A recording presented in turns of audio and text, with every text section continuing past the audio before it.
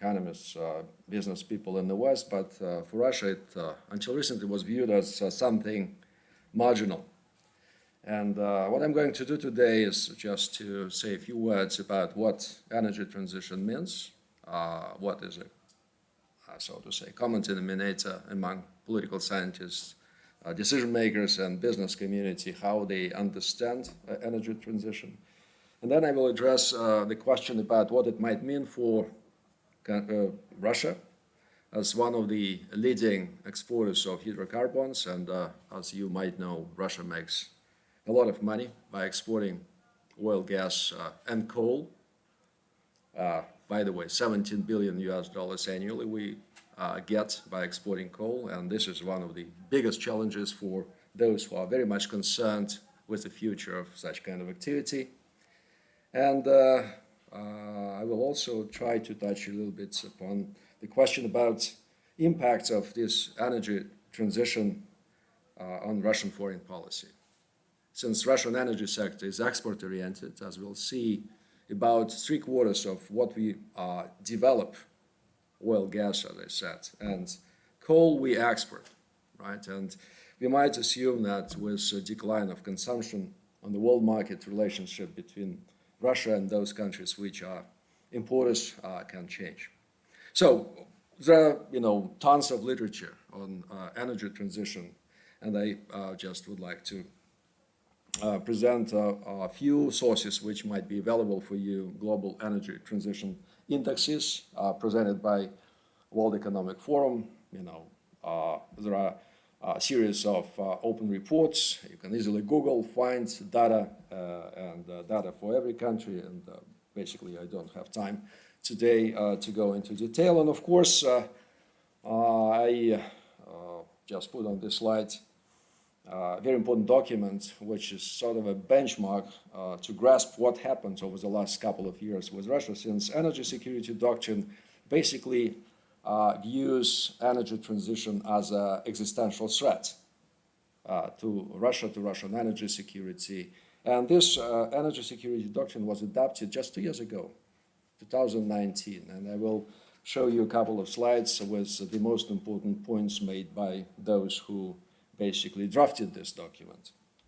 So energy transition, so how basically people who advocate this concept present it in a visual image. You see the planet, you see wind parks, solar panels, you see renewables basically. And when we are talking about energy transition in general, the ultimate goal is to see a radical shift from traditional sources of energy, high density sources of energy, such as hydrocarbons and coal, and to some extent nuclear power generation, towards renewable sources of energy.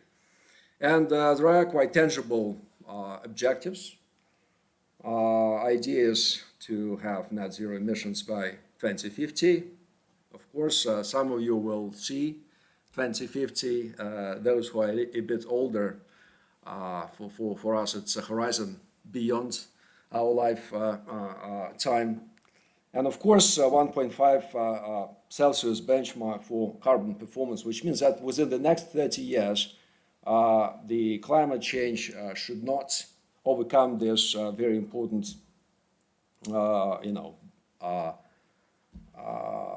benchmark. It's very difficult. I'm not a specialist. I would like to make a disclaimer. I'm not a specialist in environmental studies, right? So don't ask me why 1.5, right? So, and how scientists came up with this, conclusion that there is something which basically can pose existential threats for humankind. But nevertheless, there are two goals. And what's more, energy transition is viewed today as a new global public good. Do you know other types of global public goods? Of course, it's life, right? So it's everything which relates to our, not just the way how we live, but with basics, with essential things which allow us to live, right? Of course, the way to reach such ambitious goals right, to make this shift, which means that those who export a lot of hydrocarbons will have to change their economies, their structures, right? They have to become less oil export addicted. Can you imagine Russia in 30 years, which lives not on exporting oil, gas, and coal, but something else? What kind of country you are going to live in, right? So it's very difficult even to imagine at the moment, at least. We don't see it in the making, right? But nevertheless, it's a huge risk for those who are basically, who run the country, for business elite, for political elite, for regional elites, etc. So you might imagine a number of hurdles on the way for those who live on oil. That's not only Russia. OPEC plus countries, about 30 countries in the world have to change their mindsets. How you should imagine who and how it can be forced in order to make such a transition. So, and we do see today what the European Union in particular is trying to do. They're trying to impose so-called carbon tax on goods and services which are produced with energy-intensive technologies. For instance, what are the major trading goods for Russia except for oil and gas? Metals, right? Steel, aluminum, and economists will tell you when we export aluminum from Russia to Europe or United States, we export basically cheap electricity, excessive means of production, not basically aluminum per se, because we do not have, needed ingredients for aluminum. We buy it, but since we have abundant resources of electricity generated by hydropower plants in Krasnoyarsk and elsewhere, we basically export cheap electricity. If Europeans would impose sanctions or impose, this carbon tax, it would make Russian aluminum, Russian steel, Russian fertilizers much more expensive, right? And maybe less competitive. And this is a big issue. And how those industries, those regions which live on taxes being paid by those companies, how will they go through this transition period? And yet another and related question, if we are talking about energy transition as a global public goods, what about energy poverty? What about 2 billion people in the world who do not have access to basics, including electricity? And of course, it's a difficult choice.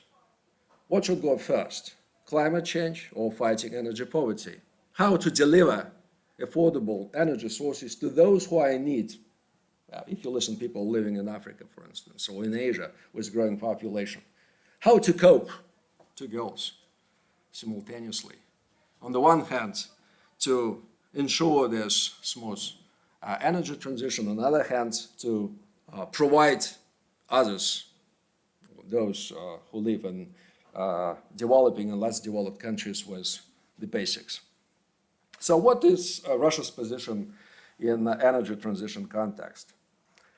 So if you read, the Western press or assessments or reports, you will see that Russia is the fourth largest emitter of CO2. Total emissions are not too big, and you see that in comparison with 1930, which is taken by international institutions as a benchmark to see the change, right? For the last 30 years, we see a radical reduction in emissions by the Russian Federation for a number of reasons. One of those reasons is that the structure of Russian economy has changed. We do not produce any longer as many tanks as we used to produce, right? No need for them, right? So, we consume less of energy for domestic production. And at the same time, about 90% of energy in Russia is produced by high-density resources, while global average is 80.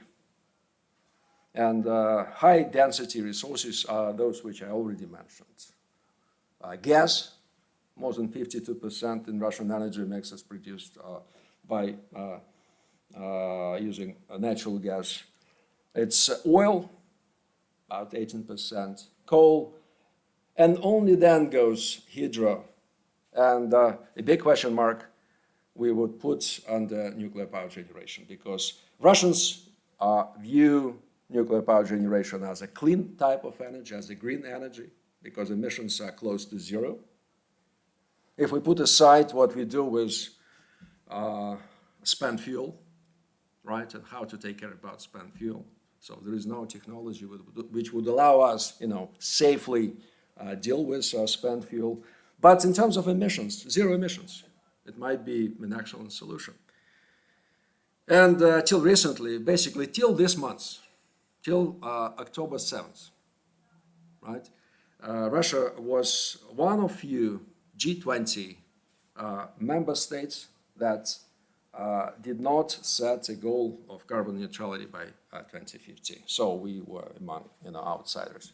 Other countries from G20 and the vast majority of EU member states, they set definite goals what they're going to do. They just presented roadmaps, and in some countries like Denmark, for instance, they adopted a law on carbon neutrality, and this law was adopted in 2020.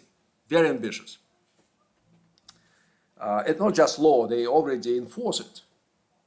In Denmark and Sweden, you see, quite ambitious programs to reach those goals. But again, the major puzzle when we are discussing Russian case is that we see a dramatic change in perception of energy transition for the last couple of years.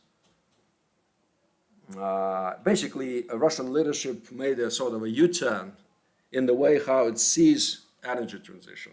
First, if you would read what Russian leaders said back to 2018, 2019, they said that they basically did not believe in a global warming as a result of human activity. There are many other reasons for climate change. It might be, long-term climate change cycles. It might be just, result of a solar activity, whatever, right? And a couple of earthquakes on the globe would just contribute to global warming much more than, millions of trucks, right? And it's true. It's true. But nevertheless, this was point number one. Point number two was that this global warming created enormous opportunities for Russian economy. And first and foremost, it opened up the Arctic onshore and offshore resources. And 25% of global oil and natural gas untapped reserves are in the Arctic. So they became just accessible, right? And point number two, Northern Sea route could become an alternative to Suez Canal, right? You can imagine that the way between Erkagama and Rotterdam would be almost 2 weeks shorter. And no pirates, of course, no any kind of security threats. It's absolutely safe. And some people in Russia even argue that Russia would increase its agricultural capacity because of global warming. So you might know that before the Great War, Russia was #1 exporter of wheat. And today, yet another opportunity. It's not only about Krasnodar and other regions in the south, but also in the north. And of course, the third dimension, and maybe even more important because security concerns are vital for Russian decision-making. Basically, those who presented the way how Russia sees external security risks, they viewed all debates related to energy transition as an important platform to contain Russia, to contain production of Russian hydrocarbons and hence Russian ambitions and Russian so-called assertiveness. So actually, I just would like to show you a couple of slides which deal with the energy security doctrine of the Russian Federation, which was adopted in May 2019, almost 2 years ago.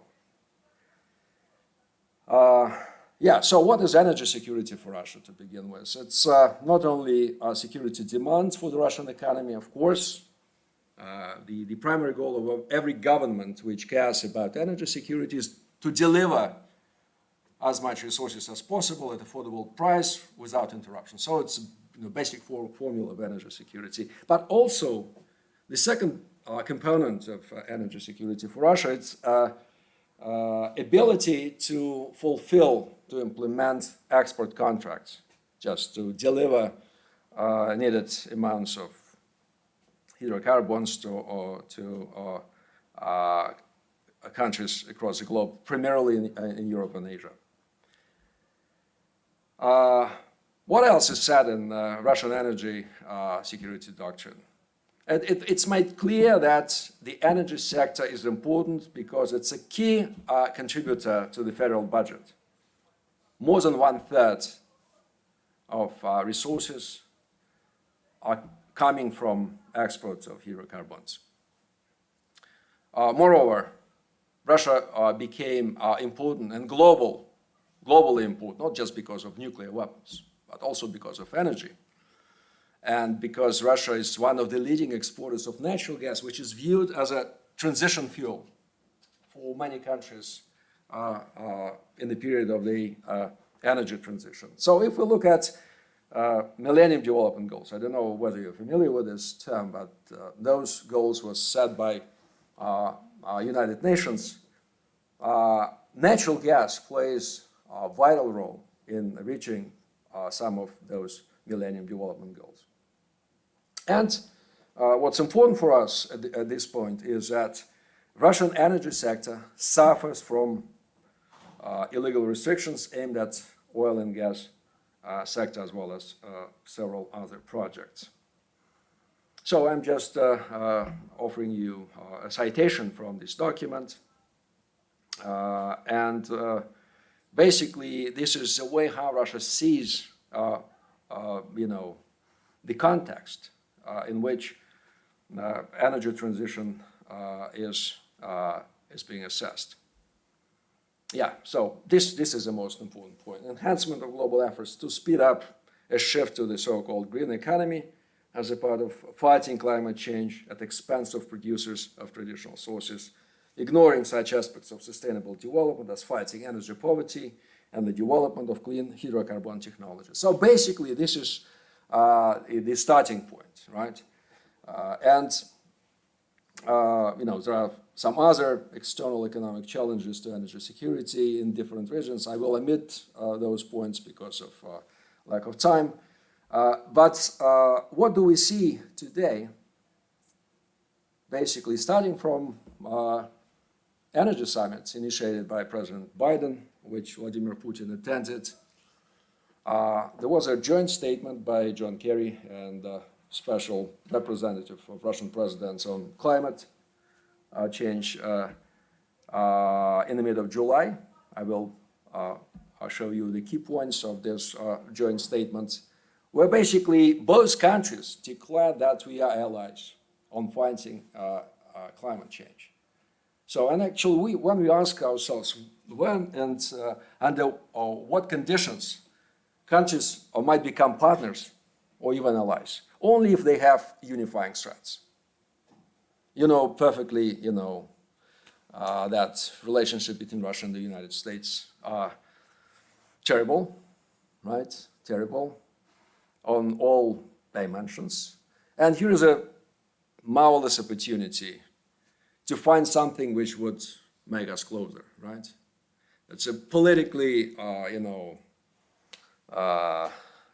very important.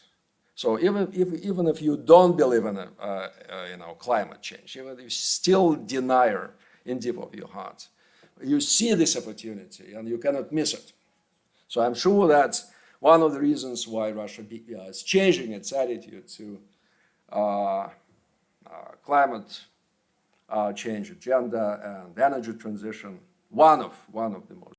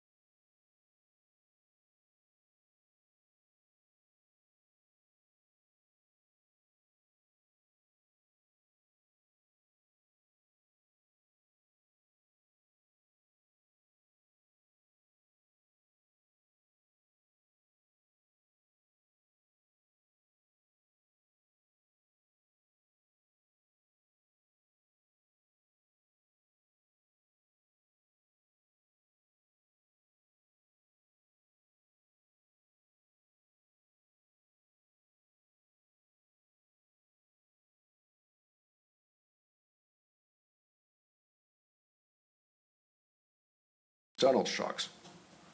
And, there is a number of authors who argue and counter-argue about this point.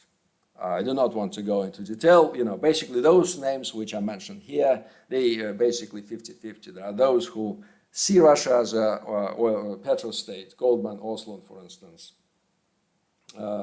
Schaffer to some extent, and those who basically say, no, Russia is much more complicated economy, much more sophisticated than those, than other oil states, like Nigeria, for instance.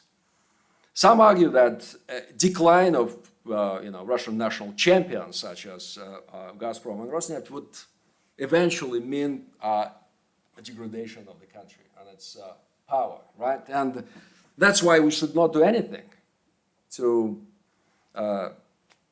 basically minimize capabilities of our national champions. And some view energy as an important weapon, economic tool of Russian foreign policy, especially in relationship with post-Soviet states, with transit states, with European Union. And if you are a rational actor, would you reject such instruments of foreign policy if basically you get what you want by using this instrument? Of course, very doubtful. So on one hand, you see the words, good intentions. On the other hand, you see, quite more complicated picture, which, make us be a little bit more aware about the potential outcomes. So the price of, dependency on oil and gas. You see on the left side of this graph, the countries which more or less depends on oil and gas in its exports. You see that United States, even though it's the largest producer and largest consumer of energy, basically does not depend on export of hydrocarbons. While countries like Iraq, Nigeria, Venezuela, Saudi Arabia, which are on top, they heavily depend on export. So they cannot live without this export of oil and gas. Russia is somewhere in between. So Russia is, not in the middle. So golden middle, sorry. So it can go either down or up. So net income from oil and natural gas, again, you see that there are countries which are much more dependent on oil revenues than Russia, and Russia is not as bad. And I took it from The Economist, right? And presumably one of objective sources of information. So Russia is doing, pretty well, much better than the traditional exporters of hydrocarbons. So, which means that Russian economy is much more diversified, much more complicated. In terms of oil and gas prices, you see that while the world economy was growing, rather fast after 2008 economic crisis, Russia was not doing as good as the rest of the world because of fluctuation of oil prices. And basically, the takeaway from this slide might be that Russia's economic growth heavily depends on global oil prices and natural gas prices, which used to be tied with oil prices. So basically, every country of ambition, every man of ambition, if we believe that the Russian president is an ambitious person, would never reject the instrument which allows him to be ambitious and powerful, right? So this is my initial, not my initial, I think that's a common sense point. So, how to see Russia in this setting? On one hand, you see that Russia made certain commitments. Russia would like to be on good terms with United States. Russia does not want to be a victim of a new trade war with European Union, which is about to introduce carbon tax. On the other hand, Russia is over-dependent on energy export. Right.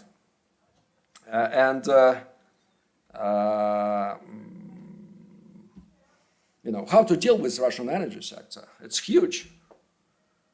It's huge in terms of number of companies, in terms of revenues, in terms of the structure, institutional design, and basically a lot of strongholds which Russian energy sector has in comparison to the energy sector even of the United States or European Union. So it's well diversified. Just think well about our own country, right? So we have everything. We can easily switch from one source to another, especially in European part of country. We have here 24 of nuclear power stations. We have here gas. So basically gasification of European part of Russia is about 80%, much higher than in Europe, average.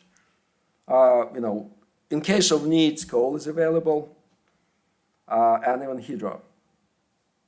So, which means that in terms of energy security for Russia itself, Russia is okay. I'll show you another slide in the Russian Far East where economy relies primarily on coal. More than 50% of electricity is generated from coal. But in general, it's a very good mix. And again, can you sacrifice such a situation for the sake of, clean energy transition, climate change, etc.? And again, ask yourself, who is more interested in just fighting, climate change risks, Russia or Europe?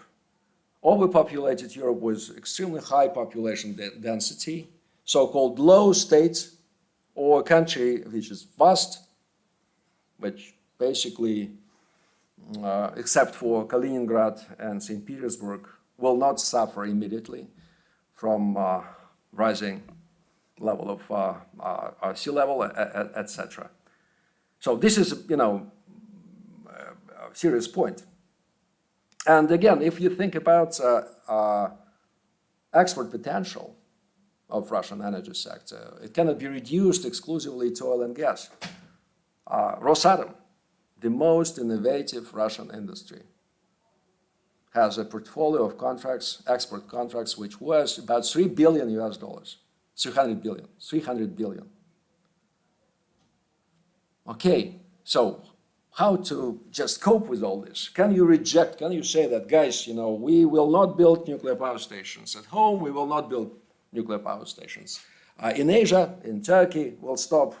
As Germans decided to phase out nuclear generation after Fukushima in 2011. It's not an easy decision to make, right? And in general, energy in Russia is much more than business, because there are so-called social responsibility of big oil and energy, natural gas companies. Yeah, so when I came here, right, and I was just amazed when I bumped into, this masquerade, and I thought that I'm in the wrong place. But then people just explained me that this is an opening of this library, and this basically why we, hear nice music, which is much better than my voice. Okay, so again, this slide shows you that basically Russia's ambitions are coming from our export of energy, right? And the key question, the key challenge is whether we agree that Russia would accept a status of middle power or not. What kind of replacement can be offered to compensate for losses which Russia can meet as a result of energy transition? Okay, I see that, my time is coming to an end. It's just a few slides which show you that objectively speaking, Russian energy mix, so energy balance, how we consume energy, is much healthier than in many European states. So you can look at the share of natural gas in Russian energy mix. It's more than 52%. natural gas is viewed as a clean type of energy. Emission is, again, close to zero. Nuclear, as I said, close to zero. Hydro, clean, right? Oil and coal, yes, it's those two types of energy sources are not green, so to say. But again, energy balance in Russia is much better than maybe in 5 or 7 countries within the European Union. And this is a starting point when Russia negotiates with Europe. And Russia basically says, when you look at our energy sector, we are doing quite well. We are doing better than European Union. So that's why don't teach us. And yes, we are exporting quite a lot. But by exporting, we are thinking not only about getting money, but energy poverty. Offer cheaper, it's a market. If you want to go to Asia with something, go there. So you always teach us that we should live in accordance with market principles. Here you are. There are market principles.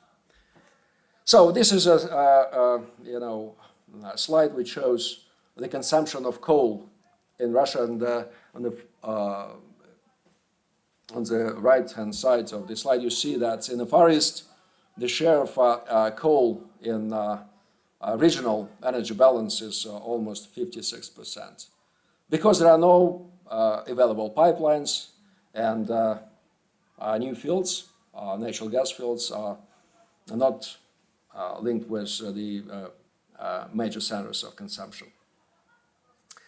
So in terms of energy transition index, Russia is number 80 out of 115 countries. I would say Russia is in the same league as China and India. They are doing as good as Russia. Regardless, huge investments are being made by both countries to ensure this energy transition. Who are on top? Who are leaders? Scandinavian states, basically European states. But here you see France, and this is a good news for us because France generates about 80% of its electricity in nuclear power stations. So if France is ranked as high, we might say, we can argue in upcoming COP conference in Glasgow and later in negotiations with our partners that nuclear power stations can be viewed as a clean sources of energy, right? Yeah, and besides political motives for Russia to change its attitude to energy transition, there is yet another set of reasons which we have to keep in mind. Global warming creates not only opportunity but also challenges. And wildfires, hits, and first and foremost, a melting permafrost in Siberia are causing and might cause in the future serious challenges to strategic infrastructure, to the same pipelines, right? And releases of methane can just, excuse me.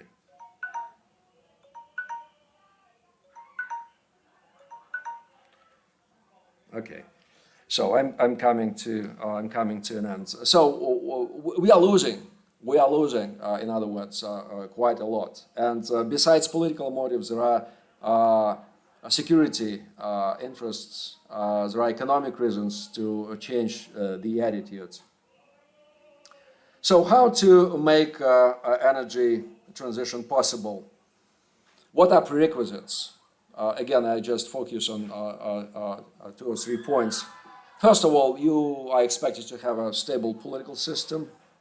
Of course, you need resources, and of course, you need clear strategy and will, right? Without strategy and will, resources will go away.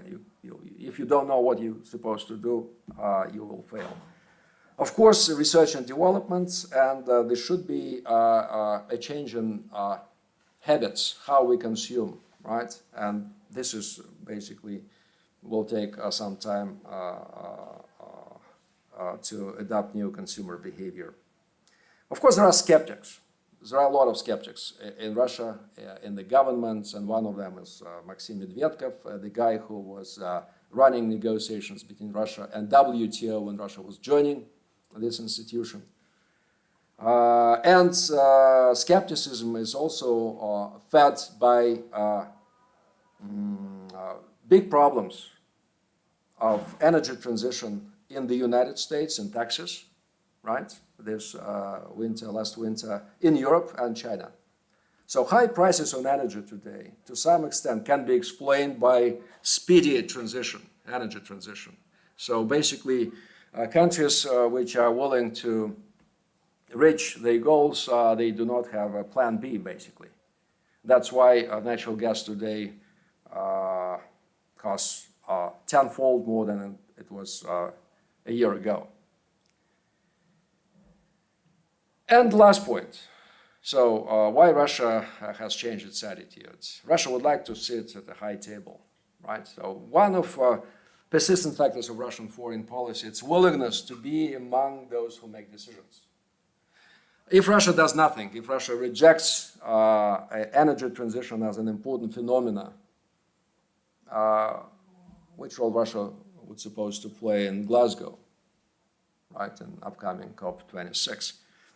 And here is issues which Russia might bring to the table in 2 months. First, it would be standards and evaluation of CO2 emissions, how we assess emissions, how we assess absorption capacity of forests, because the largest asset for Russia in this game is our forest. What basically Russians say, okay, we emit, yes, we emit a lot, but our forest absorbs this CO2. And yeah, so actually absorption capacity of Russia is the largest in the world. And this is a naked truth. But today, according to data provided by various European institutions, this capacity of Russia is lower than of Scandinavian states. And the Russians are willing to just make it clear how you calculate this. So let us be on the same page, right? And of course, the point number 2, reevaluation of nuclear energy as one of green types of energy, right? So if Russia succeeds in this, if Russia would be able to convince others that nuclear power stations are climate friendly, it would be a serious change for the whole attitude towards Russia's position. I will stop on this since my time is over. Thank you.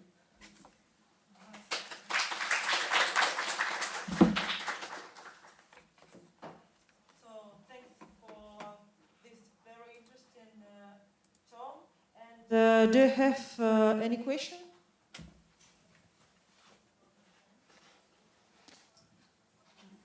How we may help to remove all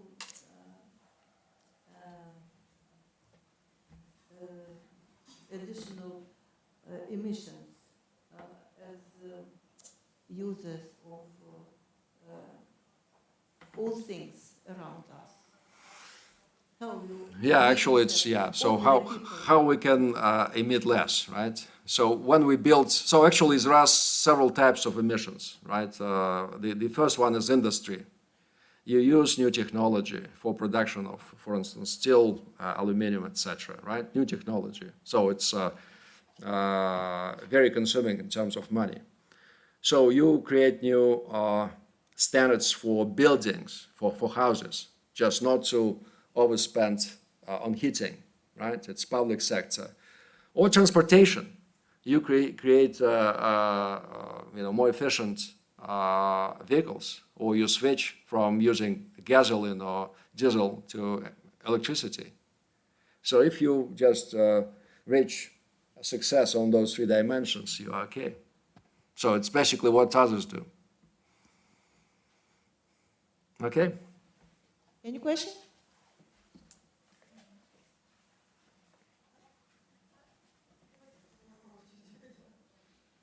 Yes, first of all, I want to thank you for the very interesting lecture and ask maybe a list of recommendations, some literature about energy transition.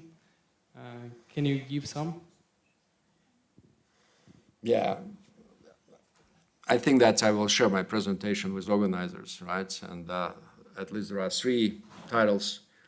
And if you Google energy transition, since it's the major topic in the European Union and elsewhere in the United States, there will be dozens of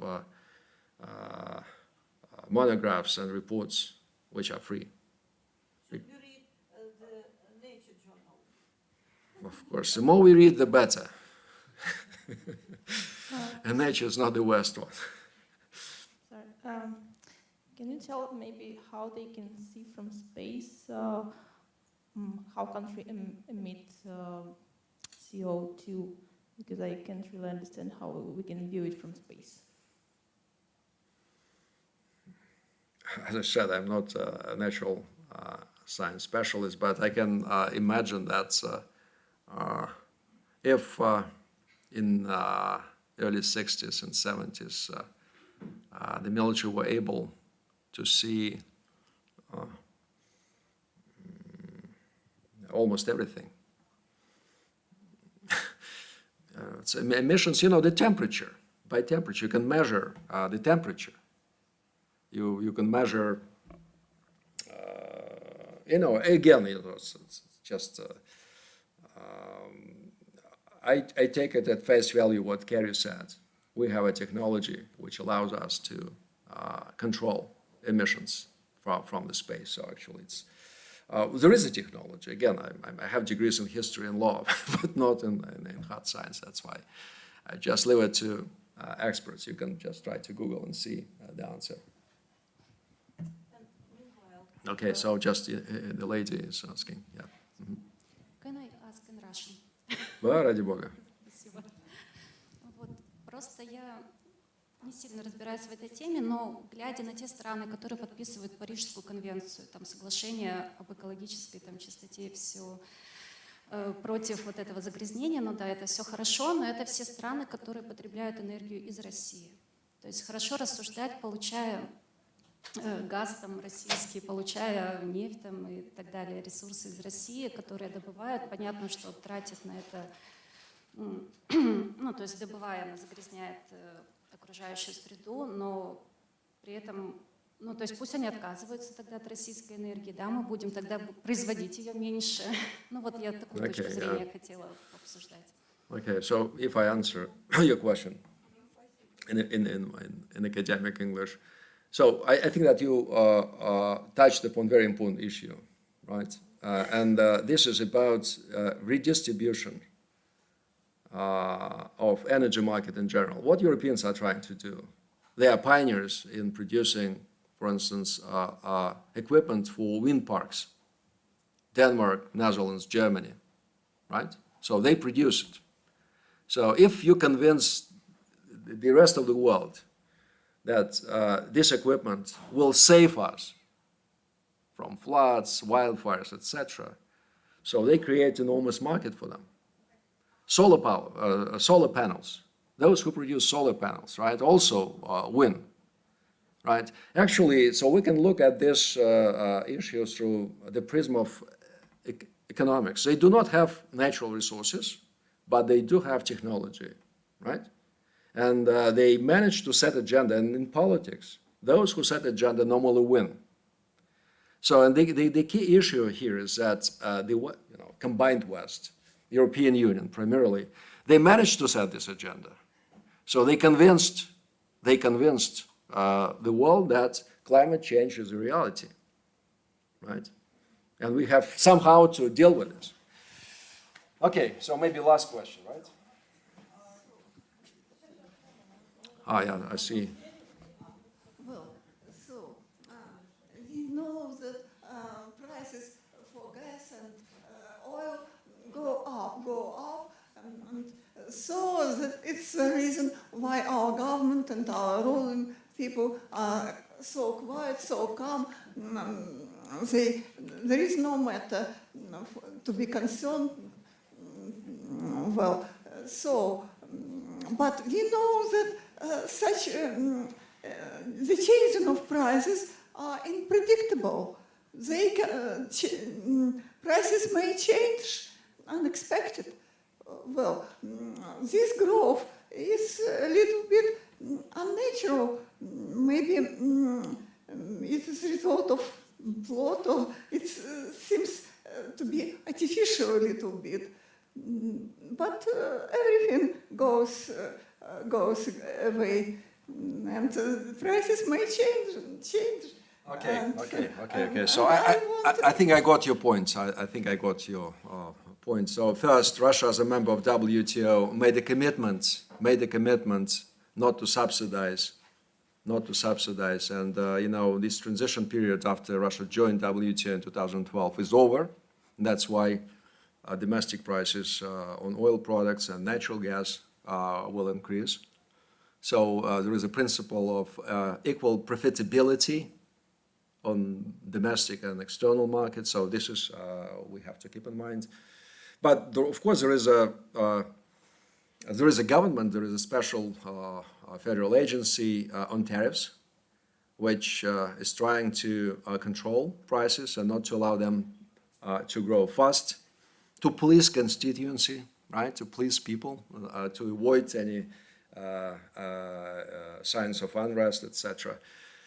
But in general, the trends with pricing on oil products in Russia are similar to what we see in the world, except maybe for those countries which are assertive on energy transition. If you take Sweden, for instance, they increased prices on gasoline and diesel by 1/3 over the last year to make people think whether to use bikes or to use cars, right? So they do it by purpose, right? Okay, so I think that we have another group of people waiting when we end our event.